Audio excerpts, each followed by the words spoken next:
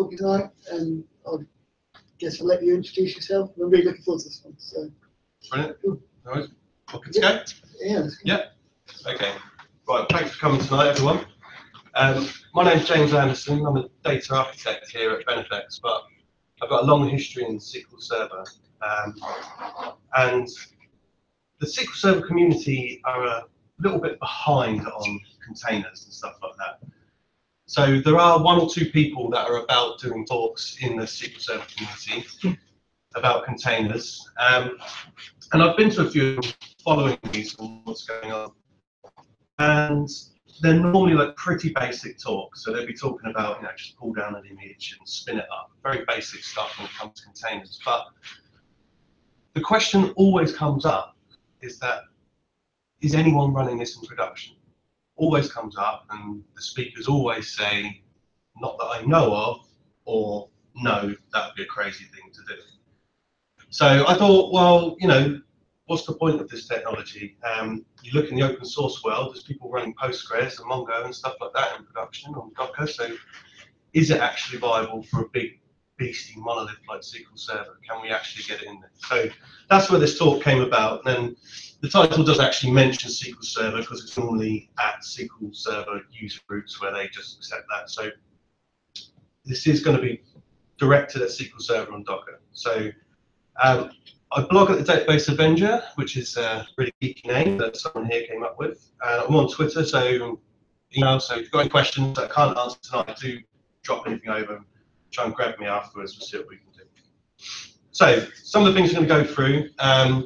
Obviously, I just want to see if it actually is a good idea, what we would need if we decided it was a good idea, how we do it, is anyone doing it? Because I've asked around a little bit, more than what I've mentioned just there. And what's stopping us from actually doing this? What are the blockers? So let's see what we find. So myself, like I said, James Anderson, I was a Windows sysadmin for a few years, but always tinkering around with SQL Server, then specialised in SQL Server, and I've got some Linux experience as well. But this is me until around about 2 years ago. So I was a full-on Microsoft guy, you know, looking at that MVP award, that's what I want, you know. I don't really mind so much now. So around about this time and a bit before, Microsoft looked a bit like this. So these were the guys that I would be reading about. So you've got the big dog in the middle, the original founder of Microsoft, Mr. Gates. Then you've got employee number 30 on the end, Mr. Ballmer, the first finance manager by Microsoft. He took over CEO from Mr. Gates in around 2000. And then you've got Satya Nadella, the current CEO, but at this point, he is the product lead on SQL Server. So I know a lot about him. The community quite likes him. Did a lot of good stuff for the product of SQL Server. But Steve Ballmer was a bit of an interesting guy.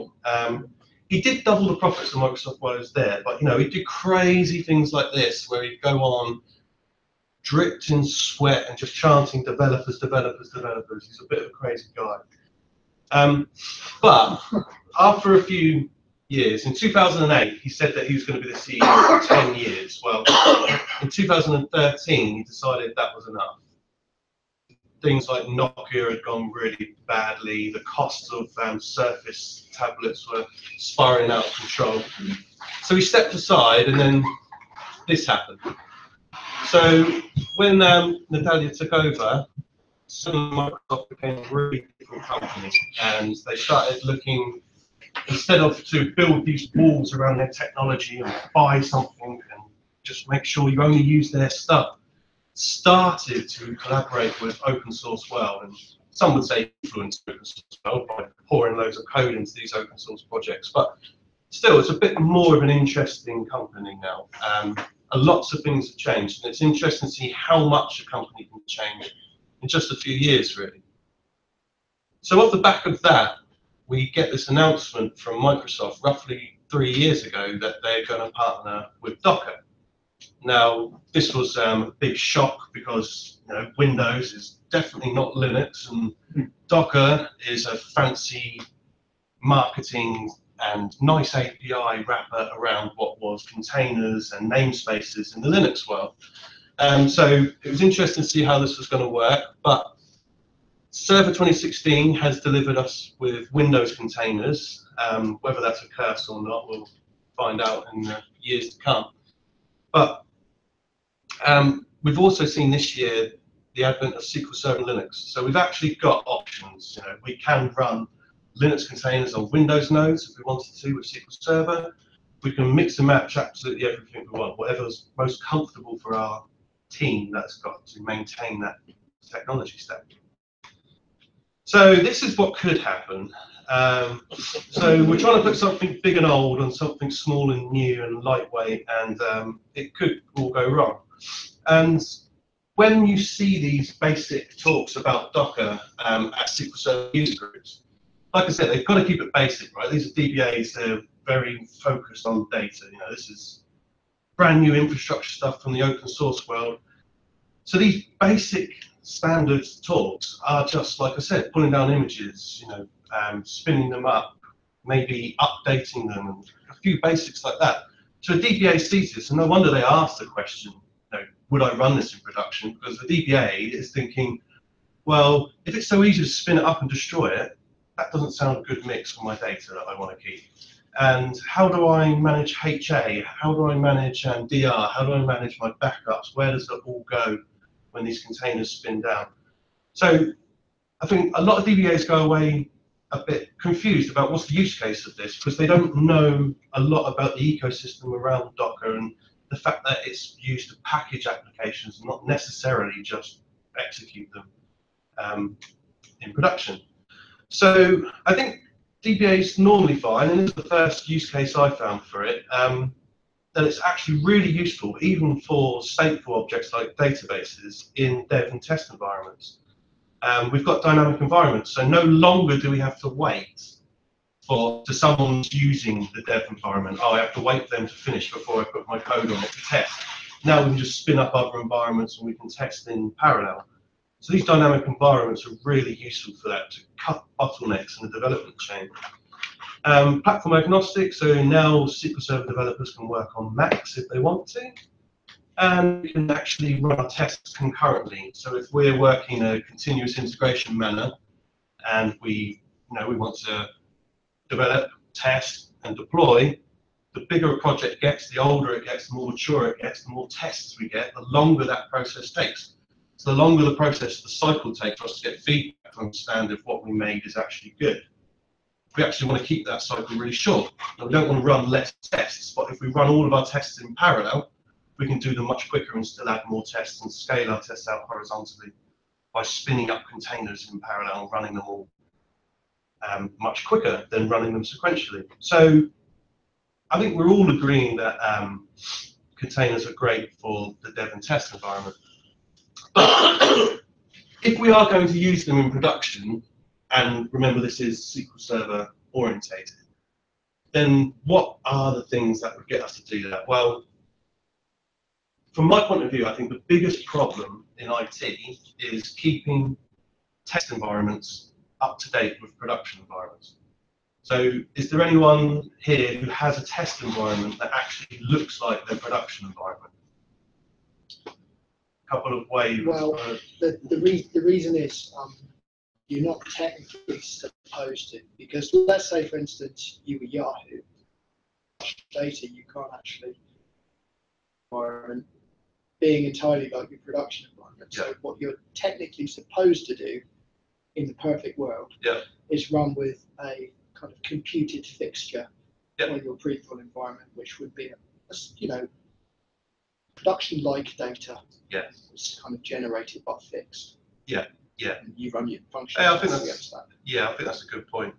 But I think we all know, though, some people have to run production because of how they've grown the infrastructure. I mean, data is a difficult point, and I think that's a good point. But even data aside, I mean, the amount of times we see environments where production's a cluster and development is just a single instance, or production's an AG and development isn't an AG. And it's like, do these tests actually mean anything at the end of that? So with things like when we're containerized and we're using stuff like Docker, we can actually, the environments we're using in a test environment, we're actually using those in production as well. So one, we don't have to do the work to keep them all up to date. We actually just deploy the same image, and suddenly our lives become a lot easier that way. Reduced patching. So if we've got the host that's hosting all of the containers, if that kernel gets hacked, we don't necessarily have to patch the kernel because there is no kernel in all of those images. HA could be easier to achieve, high availability. So if we use some orchestration tools, we may not have to set up like Windows clusters in the Microsoft world or actual heartbeat and pacemaker type stuff in the Linux world. We could just rely on the orchestration, perhaps, depending on what we've got. And there's also potential to scale out our read-only replicas in a database. And we could do that dynamically if we do some fancy stuff, which I'm going to try and kind of broach on some of the ideas I had for that later on. So, to be production ready, the first thing we need to do is actually persist our data. So we've already said that containers are ephemeral, they disappear, they go away, and we don't want to do that with our data. So I'm sure most people here would know that we would be using volumes and persistent volume claims, whether we're using stateless sets and whatever else. I think this is the one you normally have to cover quite deeply for DBAs, because this is where DBAs start to sweat and get a little bit concerned. Obviously, if we're not using some sort of cloud server, we're going to want to manage the storage ourselves on-prem, so we're going to want to present some sort of clustered storage to our orchestration tool, and there's many options for that, but I'm sure you've all done that. Security is a bit of a concern for containers. So if we're sharing the kernel, so if every image is sharing the kernel, and that kernel is exploited, and potentially that's all of our containers exploited. So there's the isolation of containers could be a concern here. So we want to make sure that we understand that before we put this into production. So maybe we only run data containers on certain hosts. So we don't want web server containers running on the same one. We want to maintain that isolation. Windows containers actually bring an extra level of isolation by allowing us to run what they call Hyper-V containers, which are more like VMs. So you get more of an isolation that the VM has. So it's running its own kernel instead of sharing the one from the host. So it gives you a bit more options there. And we also want to do things like using secrets as well. So we don't want to spin up SQL Server in Docker, you actually have to type in a complicated password on the command line for the SA account. And obviously that's not great in production because people will be able to look at that environment variable and see what your SA password is. Not ideal. So we want to manage that with secrets. We want to manage high availability as well. We can do that with orchestration, which we're going to cover in a little bit. Same with disaster recovery. Licensing in Microsoft world is always quite fun, and the Microsoft wording on this at the moment is that licensing for containers is the same as VMs. So everyone that you're running, you pay for, which in a containerized world where everything's supposed to be elastic, you can spin stuff up and throw it away, that can be a little bit restrictive, but that's what it is. We want to be able to sure that we can monitor this stuff, and really for SQL Server, as long as we expose the IP of SQL Server, all of our normal monitoring tools can connect to that. The only thing that can be an issue for DBAs especially is if they want to actually get on the box and see things like perfmon, and if they actually want to run task manager and stuff like that, that can be a little bit more of a challenge for them in a containerized world.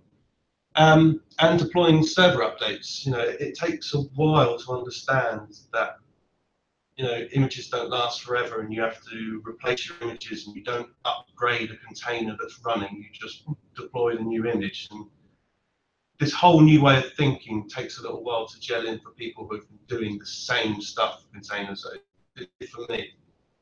So these are the things that came off the top of my head that I'd need to have before I was even going to consider putting SQL Server in production. There's obviously the standard day-to-day stuff like backups, index maintenance, and checking for corruption, but as long as I can connect to SQL Server, I'm confident I'll be able to do that. That's fine. So these are the things that I needed to answer before I'd even question this. So, like I've already alluded to, we're going to need a little bit more than vanilla Docker, and I think this is another like confusion that happens for DBA. So they go along to these demos, they see, oh, you go on a Docker command line and you spin up containers, but they don't understand that there's all of these orchestrations out there that actually answer a lot of their questions. So obviously we've got Docker's implementation, there's Swarm, Mistoclear, OpenShift, which is based on Kubernetes, but Red Hat basically keep that all up to date and make sure that all the packages and different versions actually work together, so you don't have to worry so much about that. Kubernetes is the big one that seems to be winning. There's lots of posts on the internet saying it's won. Docker themselves have already gone, oh, okay, we'll support it, I suppose. Okay, but please still use Swarm.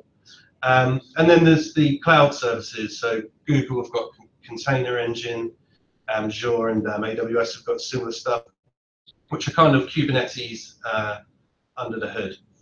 So one of the other things, the last thing I want to cover about what I think DBAs need to understand before they dismiss containers, is the fact that you're not just going to go and get the image, the custom image from Microsoft, and spin up your production instance on that. Like that.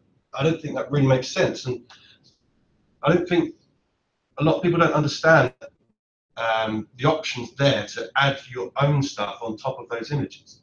So some of the stuff I'd want to have is, like I say here, I want to enable certain features. So by default, things like what we were saying, always availability groups, they're not enabled by default. So I wouldn't want to have to go in and enable that every time I spin up the container, or every time the container moves to another node or something like that. So I want to create an image on top of Microsoft's base image, but that's enabled. Microsoft only seem to be releasing images for every service pack of SQL Server, so maybe I want to manage my own images with every cumulative update. And I'm going to want to install some maintenance tools. I want to have the tools that I use to do backups, corruption checks, index maintenance. I want those to already be on there. And PowerShell modules and whatever else I use day to day to keep SQL Server going. So how would I do it? Well, it's always a good idea to see what the open source world's doing. And these guys are basically, they offer enterprise support for Postgres. Now they've been around for a little while and they've come up with a lot of these different applications. And one of the ones they've come up with is this whole suite of containers that they've built. And you can run this whole suite of containers that deploys Postgres to Kubernetes. And this is quite the image, but I just want to go over some of the bits in this. So standard just Postgres, that's this here. So that's just one container and it's got a volume, so it's mounting a volume. And so your data's stored on the volume and this just acts like a process, and as it goes down, it comes back up, it just keeps serving that data. What they also do is they allow you to deploy replicas, which are fed by replication from this one to this one.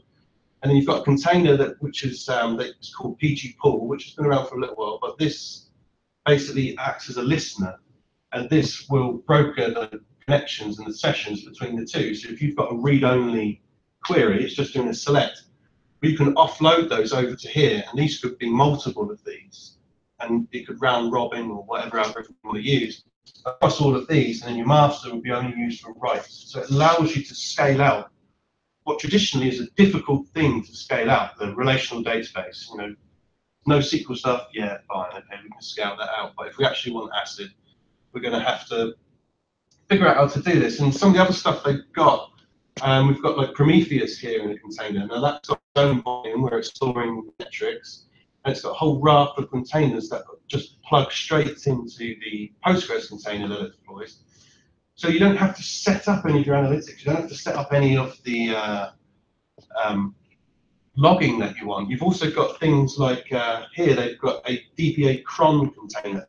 So all this is a very small Linux container with cron on it, and this is where you schedule your maintenance jobs. So suddenly you don't have to schedule your maintenance jobs on the master. So if that master disappears and comes back, well, we're all over here. And if maybe you're failing over to another one, you don't have to replicate those jobs to all of the other ones. You've just got it out here on its own, and it talks to this. You've also got stuff like another volume to store your backups. and you've got another Postgres instance where we're automatically restoring those backups to it. So we're testing our backups, which is a thing a lot of DBAs fall down on. Including so I looked at this and I thought this was really good, and I thought I'd like to do something like this with SQL Server. Now, don't get excited, I haven't, but I'm thinking of doing it next year. I'd like to have a good crack at this, and some of the ideas I've got is so we can spin up a SQL Server instance. That's fine. We could spin up other SQL Server instances. That's all right. Now, we were talking about availability earlier, so trying to think, would it be possible to spin up multiple ones of these already in the availability group that this is already in? The availability group, in the Microsoft SQL Server world, is basically, it's replicating the read-ahead log. It's basically a fancy replication. It has its own listener, which can do read-only routing, but wouldn't actually be useful in this case. It is in a normal case. But it is dependent on Microsoft clustering services. So A dependent on Microsoft failover clusters almost entirely. You can now do it in Linux. So, but it's a real pain to do it in Linux. You have to rely on Pacemaker, which if you're a Windows guy, suddenly that's quite different. And also, if you fail over in Pacemaker and the old node comes back up, it'll fail back. And it's kind of like, well, I didn't want to do. So it's the things you've got to figure out. But we've got Windows containers. Now we can do guest clusters on Windows containers. And the thing I'm looking at is the listener that you get with an AG. I don't really want to use that because I think that's going to be complicated to dynamically update that as I add. So I'm thinking of putting something like HA proxy here. So if I can use HA proxy to master all of the sessions to go to the right place with certain HA proxy rules, which I think I know how I'm going to do it, and you might be able to do that. And then I can have other stuff like this shouldn't be a problem, this shouldn't be a problem, and if I do that, I'll let you know. But that's next year's project. It might just all blow up. But and another meetup demo. Yeah, if I get it working, I think that could be really cool. And the idea is to use, I don't know if you guys have heard of something called Helm. So you guys have heard it. So Helm is basically, Paul's already laughing because I always go on about Helm.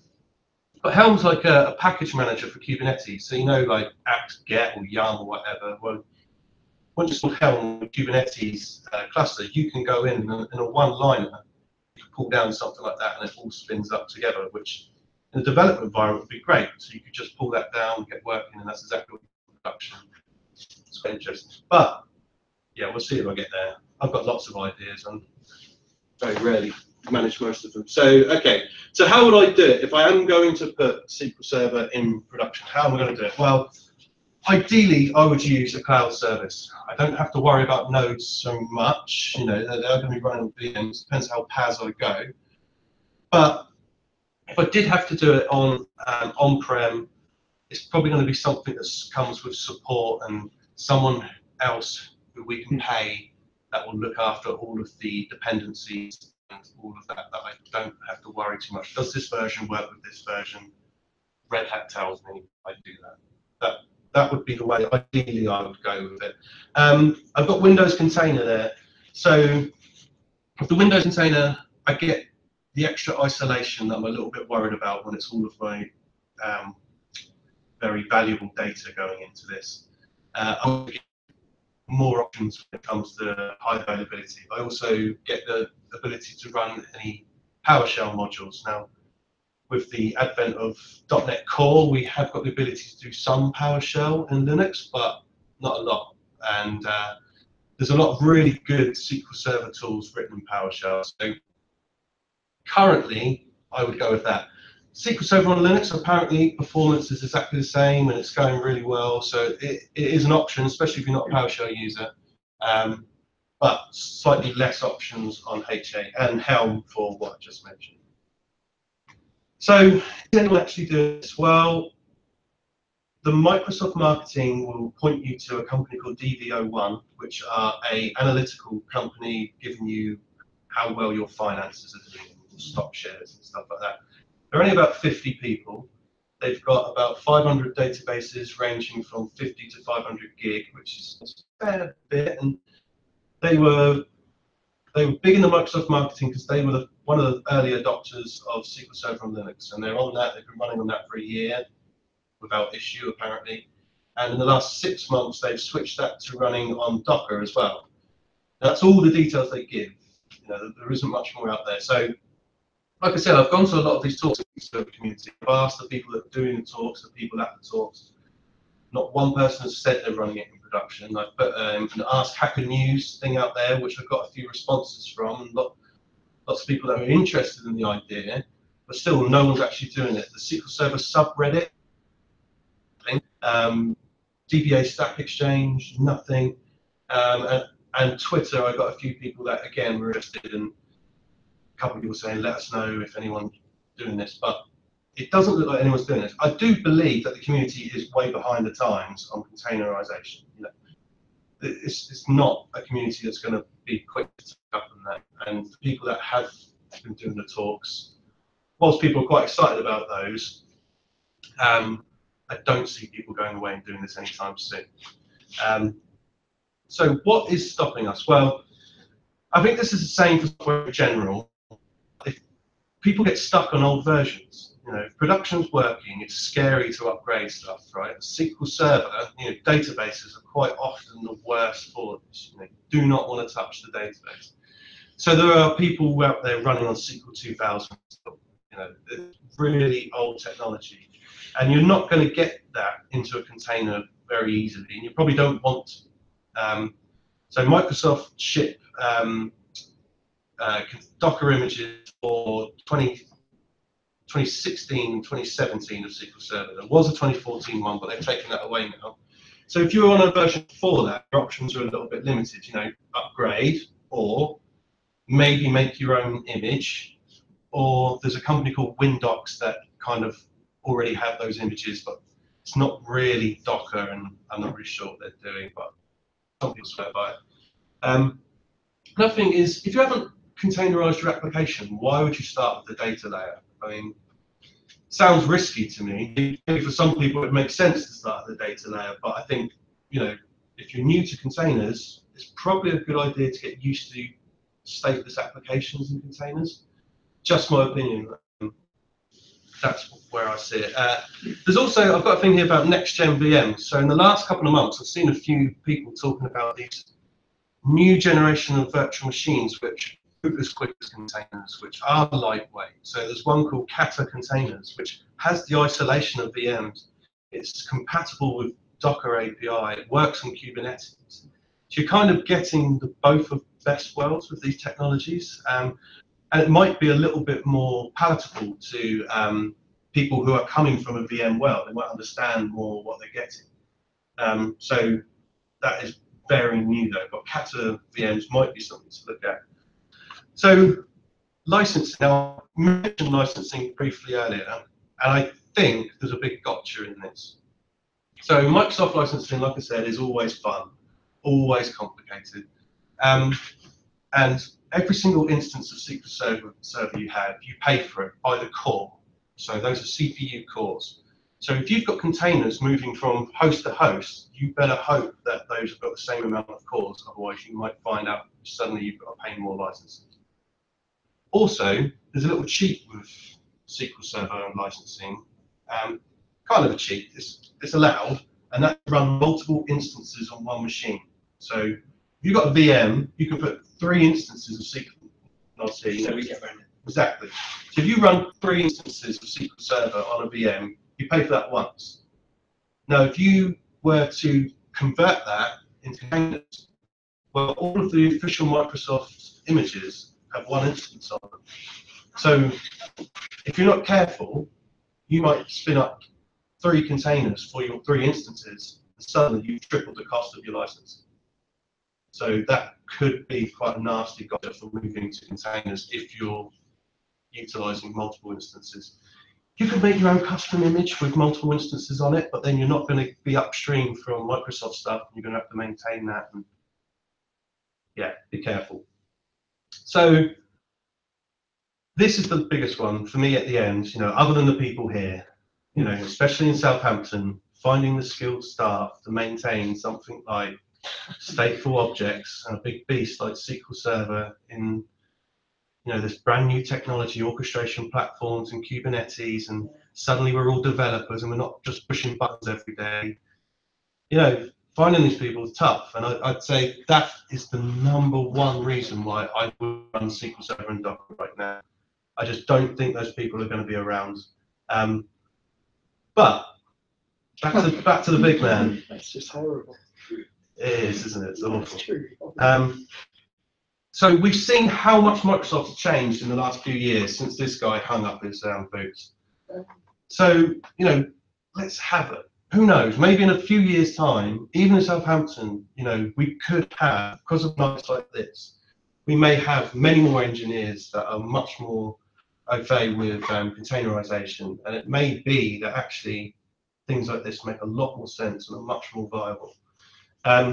So just to give you a little reminder of how much it's changed, you've probably seen this quote before. It's one of his most famous quotes, but this was a quote from Steve Ballmer, I think around about 2011.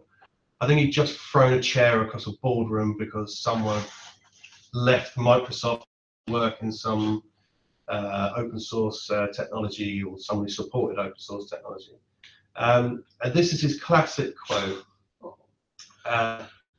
Linux is a cancer, which is pretty strong words from the big man. But as I say, after he left, we all seen how much a company can change. You know, the difference one CEO can make. Who knows in a couple of years where we'll be.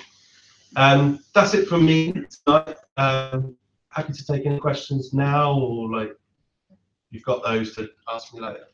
So with because I've done some work looking at, because I really wanted to run databases, because I use Postgres in a financial sense. Right.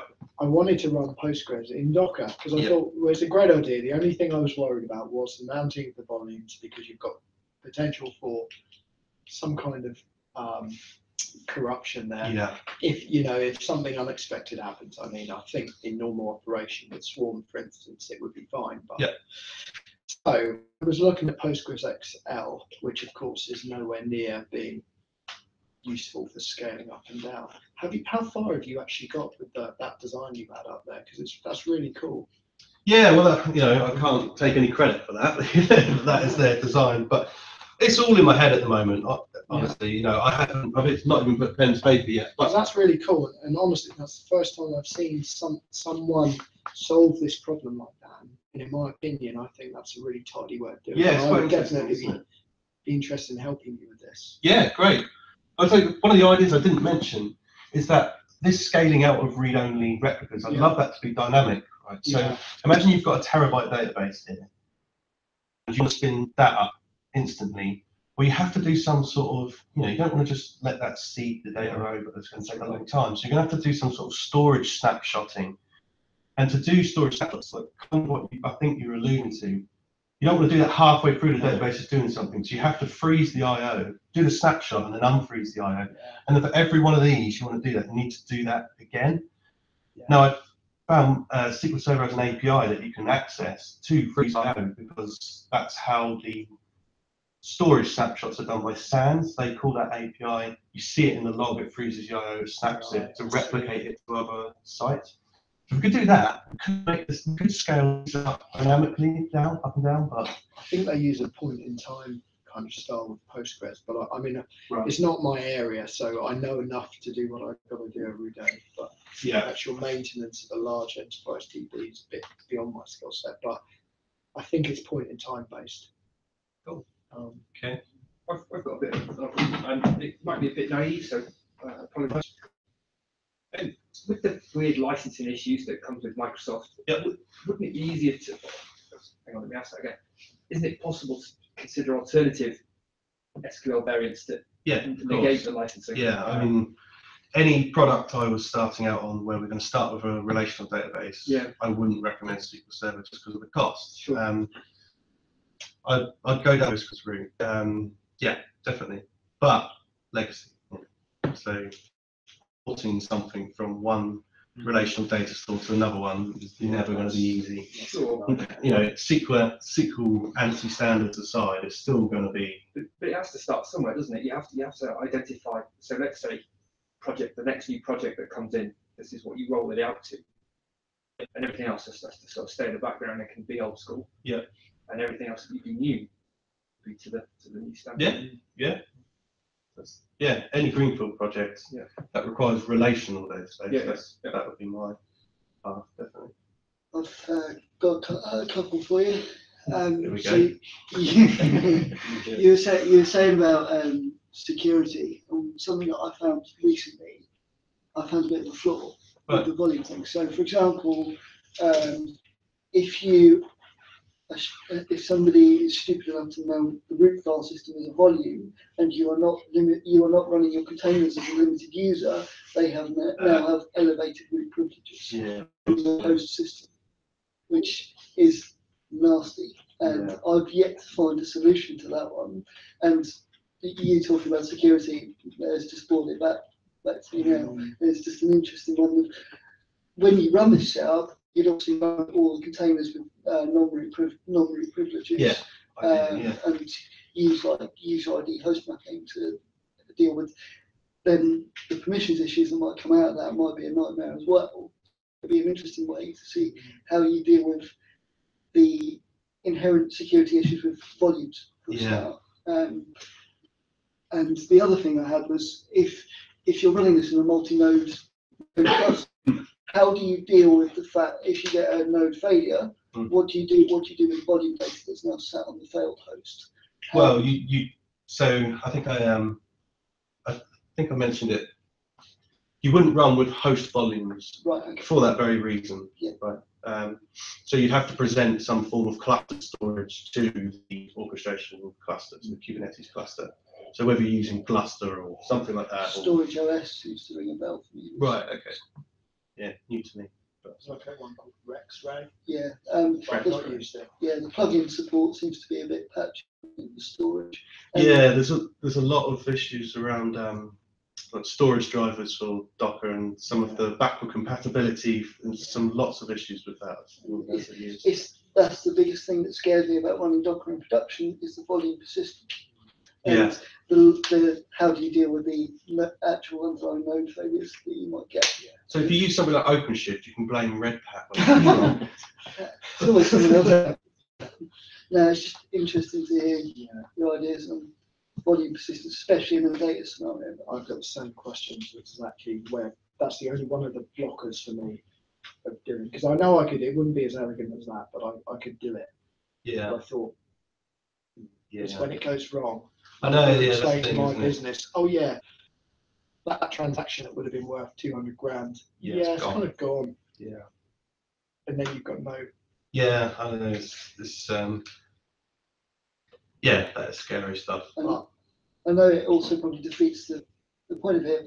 At that point, would you not actually run the databases on the physical host and stick to stateless applications? Yeah, I mean, when it's that important, you've got to do what you know. It's not a time to start with new technology, is it really? Mystical hosts or VMs is fine. I think we understand those enough. But this comes back to the thing at the end, doesn't it? The skilled workers, and if you had people who know Kubernetes and stuff inside out and have experience of running stateful applications such as databases on it, then got more options, haven't we? I worked with I can't say the company name, but a really good sysadmin at this company.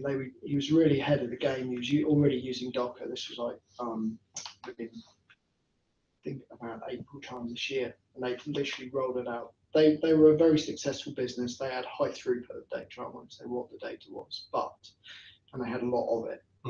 They were using MySQL, I think, but obviously the ACID compliant stuff. And he was afraid of Dockerizing any of it. He Dockerized everything except the database. Yeah, I don't blame him. But he was using Percona. I think that's the other interesting problem with Dockerizing the DB, because databases have specified their own ways of clustering, because we have been running databases in cluster form in various Yeah. ways for years already. So you can kind of see why they go, why would I do it a different way with Yeah, Docker? exactly. Even though it's actually much cleaner from a DevOps point of view, you Well, know. When we were speaking to Red Hat a few months ago, they actually said, run your databases outside of the OpenShift cluster. Really? Yeah, they actually said that to us. So, and that's not even talking about Microsoft SQL Server. That's talking about, that was even talking about Mongo and stuff like that, wasn't it? They said, Really? yeah, I know, something that should feel at home in something. Yeah, you're right. Because, auto sharding and all of that type of I'll stuff. tell you what might work. It's Cassandra. See? That's It's a bit of a beast, isn't it, Cassandra? That's a Unix database, isn't it? That would possibly because you spin up and scale out. Do you? Or we've got a small Cassandra. Well, I don't know very much about it. We've got one. You could spin out and scale extra Cassandra nodes in that if you scripted it properly. Yeah, and you can make that just a click of a button to scale them up and down. You just Cool. Right. Well, I'll leave it there. I think we're going to order some pizza and stuff. So I'll let the guys crack on with that. But yeah, thanks for your time. Cheers. Thank you. Cheers.